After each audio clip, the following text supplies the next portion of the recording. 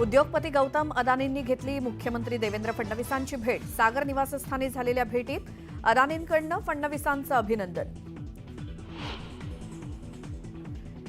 मुंबईतल्या कुर्ला भागात भरधाव वेगानं जाणाऱ्या बेस्ट बसची 10 ते 15 वाहनांना धडक। अपघातात 7 जणांचा मृत्यू तर 33 जण जखमी।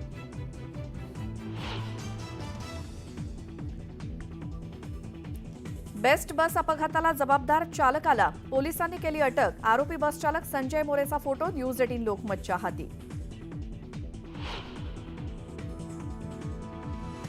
काळ आला होता पण वेळ आली नव्हती। चहा पिण्यासाठी उतरलेल्या रिक्षा चालक भरधाव बसच्या धडकेत थोडक्यात वाचला। कुर्ल्यातील बेस्ट बस अपघातातील मृतांच्या वारसांना सरकारकडून 5 लाखांची मदत जाहीर। मुख्यमंत्री देवेंद्र फडणवीसांनी ट्विट करून दिली माहिती।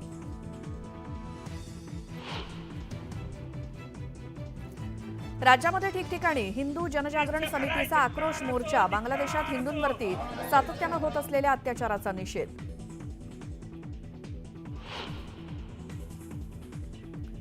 बांगलादेशची सीमा सील करून हिंदूंना भारतात येऊ दिलं जात नाही। संजय राऊतांचा केंद्र सरकारवर आरोप। पंतप्रधान मोदींनी या प्रकरणात लक्ष घालण्याची मागणी।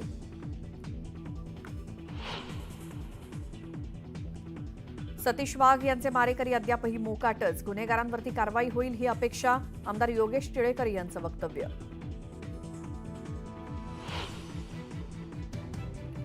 राजधानी दिल्लीमध्ये आज शरद पवार गटाच्या पराभूत उमेदवारांची बैठक। ईव्हीएम बाबत पुढील दिशा ठरवली जाणार।